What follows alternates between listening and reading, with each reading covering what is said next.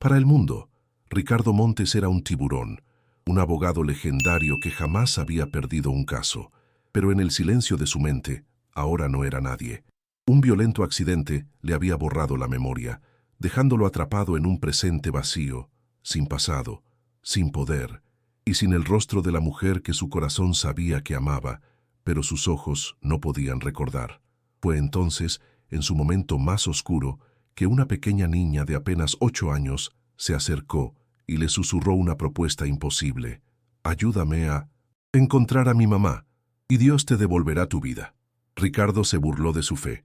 La humilló frente a todos para sentirse poderoso de nuevo, hasta que un rostro de mujer atravesó su mente como un relámpago, un milagro de un segundo que lo cambiaría todo para siempre. Pero esto es solo la punta del iceberg. Para descubrir cómo termina esta historia imposible, suscríbete al canal y activa las notificaciones. No vas a querer perderte lo que está por venir. Las paredes de la clínica eran blancas, el aire olía a antiséptico y el silencio era tan pesado que podía sentirse. En este lugar de calma forzada, Ricardo Montes sentía una tormenta en su interior. El hombre que una vez fue conocido como el tiburón, el abogado que doblegaba voluntades con una sola mirada, ahora miraba unas simples tarjetas con dibujos de una casa, un árbol y una manzana, y no sentía nada. Un vacío. La terapeuta, una mujer con una paciencia infinita, le sonrió con lástima. «No se presione, señor Montes. Es un proceso». Pero para Ricardo era una tortura. Cada tarjeta que no podía nombrar era un ladrillo más en el muro que lo separaba de sí mismo. Golpeó la mesa con el puño, un eco sordo de la furia que ya no sabía cómo usar. Había perdido su trono, el imperio de su propia mente, y ahora era un rey exiliado en su propio cráneo. Se levantó bruscamente y caminó hacia el jardín interior, un oasis de vidrio y plantas perfectamente cuidadas. Necesitaba escapar de esa compasión que se sentía como un insulto. Fue allí donde la vio. Sentada en un pequeño banco, una niña de no más de 8 años lo observaba. No con curiosidad, sino con una extraña solemnidad, como si lo estuviera esperando. Sus ropas eran sencillas, y en sus manos sostenía el borde gastado de una fotografía. Cuando Ricardo pasó a su lado, la niña se levantó y su voz sonó clara y sin miedo en el silencio del jardín. «Señor». Él la ignoró, pero ella insistió. «Señor, yo sé que usted está perdido». Ricardo se detuvo, girándose con una frialdad que era un fantasma de su antiguo yo. «¿Y tú qué sabes, pequeña?». La niña, Sofía, dio un paso adelante. «Mi mamá dice que a veces Dios le quita todo a la gente importante para que puedan ver lo que de verdad importa». Ricardo soltó una risa amarga y seca, pero antes de que pudiera alejarla con una palabra cruel, ella pronunció la frase que lo cambiaría todo. «Ayúdeme a encontrar a mi mamá, y Dios le devolverá quién es usted». La miró fijamente, su propuesta tan absurda, tan infantil, que por un momento la furia de Ricardo se desvaneció y fue reemplazada por un desprecio helado. Se dio la vuelta sin decir una palabra más. Un rey en ruinas rechazando la ayuda más inesperada. No sabía, mientras se alejaba, que esas palabras no eran una petición sino una llave, y que acababan de ser insertadas en la cerradura de su memoria. Al día siguiente, Ricardo decidió arrancar el problema de raíz. Encontró a Sofía en el mismo jardín, sentada bajo un roble, y esta vez no dudó en acercarse. Varios pacientes y un par de enfermeras conversaban cerca, disfrutando del sol de la mañana. Ricardo quería testigos, quería reafirmar, aunque fuera por la fuerza, que él todavía tenía el control. Se paró frente a ella, su sombra cubriéndola por completo. «¿Todavía aquí, niña milagrosa?», dijo en voz alta, con un sarcasmo afilado. Sofía levantó la vista sin inmutarse. «Estoy esperando», respondió con simpleza. La respuesta lo enfureció. «Pues deja de esperar», espetó él, su voz atrayendo la atención de los demás. «Déjame darte una lección del mundo real. No hay nadie allá arriba escuchando. Los problemas no se resuelven con plegarias, sino con poder y dinero. Tu mamá no va a volver porque tú se lo pidas a un amigo imaginario». Cada palabra era un golpe, diseñado para quebrar su espíritu. La gente a su alrededor se quedó en silencio, observando la cruel escena. Pero Sofía no se quebró. Una profunda tristeza apareció en sus ojos, pero no derramó ni una lágrima. Simplemente se levantó, le dio una última mirada a Ricardo, una mirada que no era de odio, sino de una extraña compasión, y se alejó en silencio. Ricardo la vio irse, sintiendo una amarga y vacía sensación de victoria. Para él, la discusión había terminado. Cerró los ojos con fuerza, exhalando con fastidio. Y entonces, ocurrió. En la oscuridad total de su mente borrada, un rostro floreció. No fue un recuerdo, fue una aparición. El rostro de una mujer, increíblemente nítido, sus ojos color miel, una sonrisa que parecía conocer cada secreto de su alma, la forma en que un mechón de cabello caía sobre su frente. El rostro vino acompañado de una emoción tan devastadora, tan pura, que le dobló las rodillas. Amor, un amor que se sentía como volver a casa. Sus ojos se abrieron de golpe. Soltó un jadeo, un sonido gutural, como si le hubieran arrancado el aire de los pulmones. El periódico que sostenía cayó al suelo, sus páginas esparciéndose con la brisa. El murmullo del jardín había muerto. Las enfermeras, los pacientes, todos lo miraban fijamente. Habían visto su crueldad y ahora veían el terror y el asombro en el rostro de un hombre que acababa de presenciar lo imposible. El milagro había durado solo un segundo, pero el silencio que dejó atrás era ensordecedor. El mundo de Ricardo se fracturó en dos, el antes y el después de aquel segundo. El rostro se había ido, desvanecido tan rápido como llegó, dejando atrás un eco doloroso en su alma. Una enfermera corrió hacia él, tocando su brazo con preocupación. «Señor Montes, ¿se encuentra bien? Su pulso está muy acelerado». Ricardo la apartó, sus ojos barriendo el jardín con una urgencia salvaje. «La niña», dijo, su voz ronca. «¿Dónde está la niña?» El doctor se acercó, intentando calmarlo con explicaciones lógicas. Probablemente fue una sinapsis espontánea, un fragmento de memoria emergiendo. Es una buena señal, Ricardo. Pero Ricardo no escuchaba. Las palabras del doctor eran como lluvia sobre un incendio. Él sabía lo que había sentido. No era un recuerdo fragmentado, era una verdad completa, una emoción entera que su mente había olvidado, pero su cuerpo no, y estaba conectada a ella, a la niña que había humillado. Ignorando las llamadas de los médicos, Ricardo corrió. Sus pies, que antes caminaban con la cadencia arrogante del poder, ahora golpeaban con desesperación los pasillos pulcros y silenciosos de la clínica. Su búsqueda era un caos de energía en un lugar de orden. «¿La niña?», preguntaba a cada empleado que se cruzaba. «¿La hija de la mujer de limpieza? ¿Dónde está?». El personal lo miraba con una mezcla de miedo y confusión. El gran Ricardo Montes, el tiburón, ahora parecía un hombre al borde del abismo, suplicando por la ayuda de una niña. Un guardia de seguridad le informó con calma que el turno de la madre de Sofía había terminado. Se habían ido hacía media hora. La noticia fue un golpe físico. Se apoyó contra la pared, el aliento fallándole. La había perdido. Su única conexión, con ese milagro de un segundo, su único faro en la niebla, se había desvanecido. Por primera vez en su vida, o al menos en la vida que podía recordar, Ricardo Montes sintió el sabor metálico de la verdadera desesperación. Su poder, su lógica, su dinero, nada podía traerla de vuelta. Recorrió los pasillos sin rumbo, su mente una y otra vez proyectando ese rostro fugaz. ¿Quién era ella? ¿Por qué su imagen le traía una paz tan dolorosa? Su búsqueda lo llevó a las áreas de servicio, lugares que nunca antes había visto. Y allí, al final de un pasillo mal iluminado, vio una puerta entreabierta. Era el pequeño vestidor del personal, y sentada en una silla, esperándola, estaba Sofía, sola. Se quedó paralizado en el umbral, sin aliento, el corazón martilleándole en el pecho. Ella levantó la vista de la fotografía que sostenía en sus manos.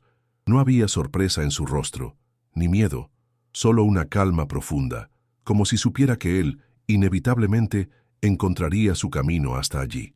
El hombre más poderoso que conocía la ley acababa de descubrir que existían otras reglas, y no entendía ninguna de ellas. Ricardo entró en la pequeña habitación, cerrando la puerta detrás de él. El mundo exterior, con sus médicos y sus reglas, desapareció. Solo quedaban él y la niña, el amnésico y su único faro.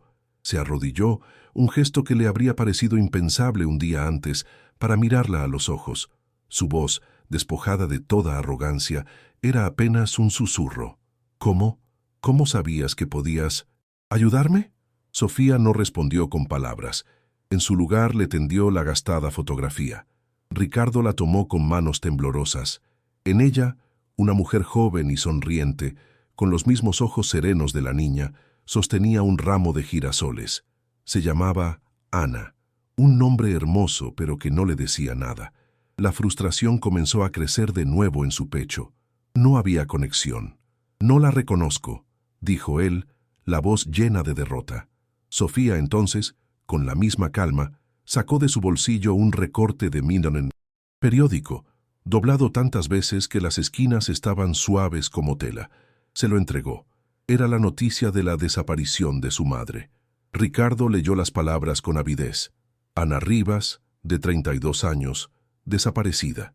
La policía interrogó al principal sospechoso, un conocido criminal, pero fue liberado por falta de pruebas. Y fue entonces cuando lo vio, el nombre del sospechoso, un apodo que parecía arrancado de una pesadilla, el carnicero. El nombre lo golpeó como un rayo. No era un recuerdo, era una sensación física. El sabor a café caro, el frío del cuero de un maletín en su mano, el sonido de su propia voz, confiada y letal, en una sala de tribunal. Una imagen fugaz cruzó su mente. El rostro de un hombre con una cicatriz en la barbilla, sonriéndole con complicidad. El carnicero. Él conocía a ese hombre. Dejando a Sofía en la habitación, corrió a la oficina de la directora de la clínica, su mente trabajando por primera vez con la velocidad de antes. Usó su nombre, la sombra de su antiguo poder, para hacer una llamada a su antiguo bufete. Su voz era un trueno. «Necesito mi último archivo, el caso que estaba llevando antes del accidente. Envíenlo a mi correo. Ahora». Minutos después, en la pantalla de una tableta, la verdad se desplegó ante él en un frío documento PDF. Caso 734. Cliente. El carnicero. Cargo. Secuestro y homicidio. Veredicto. Absuelto. Abogado. Defensor principal. Ricardo Montes. Vio las mociones que él mismo había redactado. Las artimañas legales que había usado. Una estrategia brillante y podrida que había desmantelado el caso de la fiscalía.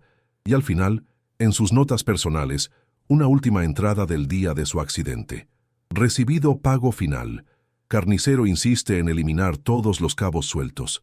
Necesario asegurar el silencio.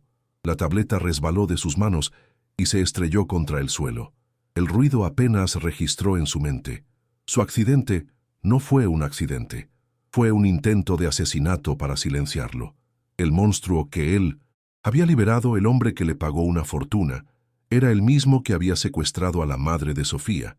Su último gran triunfo como abogado fue la causa directa de la tragedia de la niña que le había ofrecido la salvación. El tiburón se dio cuenta, con un horror que le heló la sangre, de que no era una víctima, era el villano de la historia. El sonido de la tableta rota fue el sonido de su mundo quebrándose. Ricardo se quedó inmóvil por un largo momento, ahogándose en la revelación. Cada triunfo de su carrera, cada elogio, cada cheque millonario, ahora se sentía como ceniza en su boca. El aire a su alrededor parecía denso, pesado con el peso de su culpa. Lentamente, como un hombre 1000 años más viejo, se levantó y caminó de regreso a la pequeña habitación donde Sofía lo esperaba. Ella seguía allí, exactamente como la había dejado. Su paciencia era un faro de calma en medio de su huracán interno. Él no intentó quedarse de pie, no intentó mantener ninguna fachada de control. Se deslizó por la pared hasta quedar sentado en el suelo, llevando sus rodillas al pecho en un gesto casi infantil. Su trono se había roto y ahora ni siquiera tenía la fuerza para ser un hombre. «Fui yo», susurró, la voz rota. Las palabras salieron con dificultad, cada una cubierta de veneno. «El hombre que se llevó a tu madre, yo lo dejé libre». Sofía lo escuchaba. Su rostro sereno no mostraba ni una pizca de odio. Este silencio era peor que un grito. peor que una acusación. Era un espejo que lo obligaba a ver la totalidad de su monstruosidad. Hubo un juicio, continuó él, confesándose no ante un juez, sino ante su víctima, y yo lo gané. Fui más listo que el fiscal. Encontré un error, una pequeña falla en el sistema, y la usé para abrirle la puerta de su jaula. Y él me pagó. Me pagó mucho dinero para que saliera a la calle y se llevara a tu mamá. Finalmente, levantó la vista, sus ojos inyectados en sangre, suplicando algún tipo de reacción. Tu mamá está desaparecida por mi culpa, Sofía. Todo es por mí. Sofía se acercó y se sentó en el suelo frente a él. Para su sorpresa, la niña extendió su pequeña mano y tocó su brazo. Un simple toque que lo ancló a la realidad. Ese hombre que hizo eso, dijo ella con una sabiduría que no correspondía a su edad, el que amaba el dinero más que a las personas, ya no está aquí. Murió en el accidente. Ricardo la miró, confundido.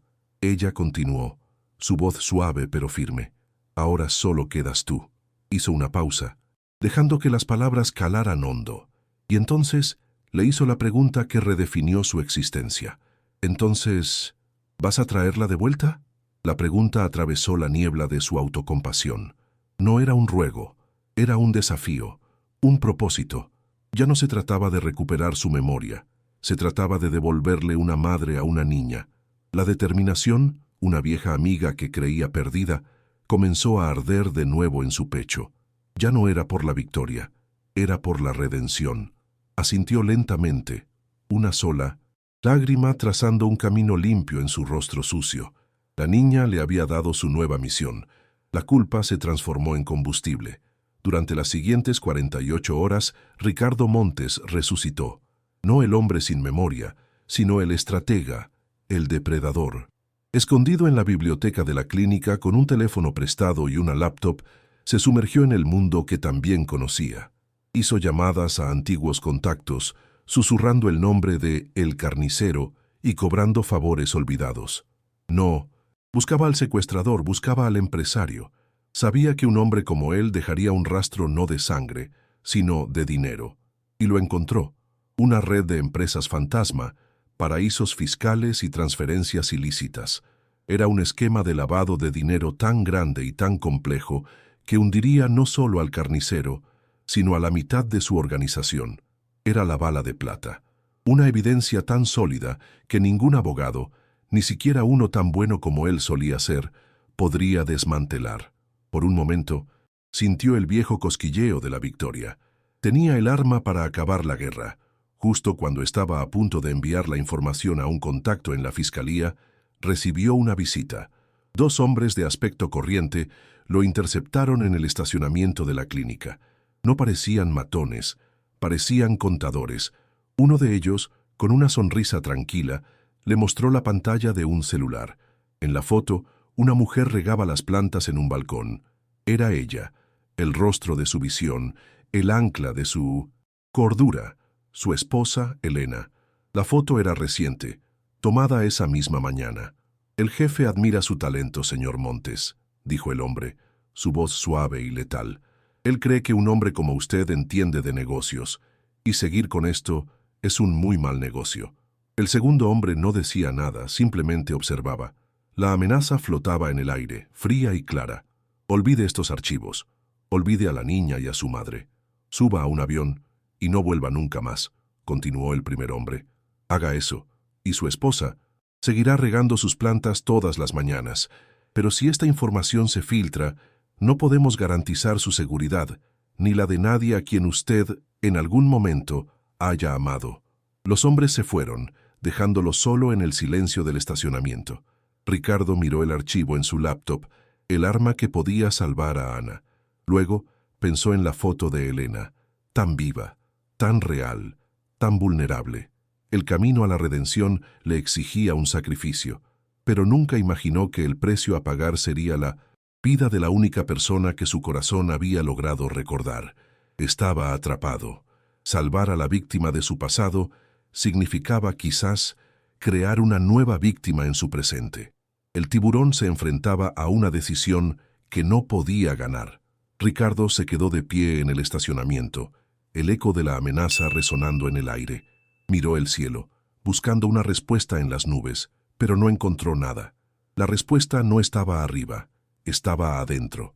Pensó en el rostro de Elena, un regalo de su memoria, rota, y pensó en el rostro de Sofía, la guardiana de su conciencia perdida. El antiguo Ricardo habría elegido a Elena, habría protegido a los suyos, habría construido un muro alrededor de su vida y habría dejado que el resto del mundo ardiera. Pero ese Ricardo, como había dicho la niña, estaba muerto.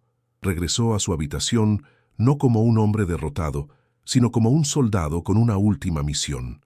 Se sentó frente a la laptop y comenzó a escribir. Sus dedos, que antes redactaban contratos y mociones para ocultar la verdad, ahora tecleaban con una claridad brutal para revelarla. No se detuvo con las pruebas contra el carnicero, siguió adelante. Abrió sus propios archivos mentales, desenterrando los esqueletos de otros casos, otros clientes, otras victorias sucias. Redactó una confesión completa, no solo de su papel en el caso de Ana Rivas, sino del sistema corrupto que él había ayudado a perfeccionar. Detalló cómo los abogados poderosos usaban el dinero para silenciar testigos, cómo manipulaban jurados y cómo la justicia se convertía en una mercancía para el mejor postor. Nombró nombres, fechas y cifras. Era un acto de suicidio profesional, una bomba de tiempo que destruiría su carrera, su reputación y lo convertiría en el enemigo de la gente más peligrosa de la ciudad. Era el antídoto perfecto para el veneno que había sido su vida. Cuando terminó, adjuntó todos los archivos en un solo correo electrónico. El destinatario no era la policía, a quien ya no confiaba. Era una periodista de investigación conocida por su integridad incorruptible, una mujer a la que él mismo había humillado en un tribunal años atrás. En el asunto, escribió La confesión de Ricardo Montes. Su dedo flotó sobre el botón de enviar. Dudó un segundo. La imagen de Elena regando sus plantas, feliz e inocente, apareció en su mente. Estaba a punto de arrojarla al fuego para salvar su propia alma. Era el acto más egoísta y a la vez el más puro que jamás había cometido. Cerró los ojos, susurró «perdóname» y presionó el botón. El correo se fue. No hubo marcha atrás. Se recostó en la silla, el cuerpo extrañamente ligero. Había renunciado a su poder, a su dinero, a su seguridad y quizás al amor de su vida. Lo había perdido todo. Y sin embargo, en el silencio de la habitación, una profunda paz se instaló en su corazón. El tiburón, el depredador, el rey de las mentiras, finalmente había sido derrotado, y en su lugar quedaba simplemente un hombre, esperando las consecuencias de decir la verdad por primera vez. La mañana siguiente, el mundo de Ricardo Montes y el de la ciudad entera era otro. La historia de la periodista había detonado como una bomba, y sus réplicas sacudían los cimientos del poder. Desde la ventana de una habitación segura, custodiado por 2 agentes, Ricardo veía en las noticias el resultado de su sacrificio. Titulares con su nombre, rostros de hombres poderosos siendo arrestados, y el apodo «El Carnicero» junto a la palabra «capturado». Los dominos caían uno tras otro en una cascada de justicia que él mismo había iniciado. Pero él solo esperaba una noticia, y al mediodía llegó. Una reportera, con la voz temblorosa por la emoción, anunciaba desde un barrio a las afueras de la ciudad que gracias a la información de la confesión, la policía había localizado y rescatado a Ana Rivas. Estaba viva, estaba a salvo. Ricardo sintió que sus rodillas se debilitaban y se sentó en la cama, el aire escapando de sus pulmones en un suspiro que había contenido por una eternidad. Uno de los agentes se le acercó y le tendió una tableta. «Creemos que debería ver esto», dijo con una inesperada suavidad. En la pantalla había una transmisión en vivo desde el interior de la casa segura. Vio a Ana, pálida y delgada, sentada en un sofá, envuelta en una manta. Y entonces la puerta se abrió y entró Sofía. Ricardo observó, con el corazón en la garganta, cómo madre e hija se miraban por un segundo que pareció durar un siglo, y luego corrieron, la una hacia la otra. El abrazo fue tan desesperado y tan lleno de amor que Ricardo sintió como si el mundo entero se detuviera para presenciarlo. Las lágrimas silenciosas de Ana, el pequeño cuerpo de Sofía aferrándose a su madre como si fuera el único ancla en el universo. Era un cuadro de amor puro, una luz tan brillante que disipaba todas las sombras. Y en ese instante, mientras presenciaba el milagro que había provocado, un segundo milagro ocurrió dentro de él. La presa en su mente se rompió. No fue un flash, fue una inundación. El rostro de Elena se transformó en el recuerdo del día de su boda, el olor de la lluvia en su primer encuentro, el sonido de su risa en una tarde de domingo. Recordó a sus padres, su infancia, la ambición que lo había consumido, el miedo al fracaso que lo había corrompido.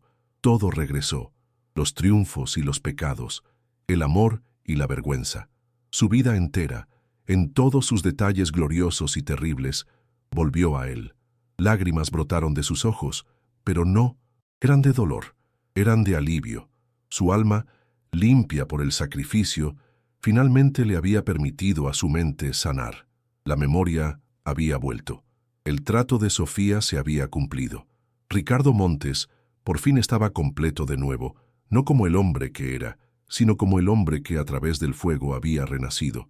6 meses después, el sol entraba por la ventana de una pequeña oficina en un barrio modesto de la ciudad. El lugar no tenía vistas panorámicas ni muebles de diseñador.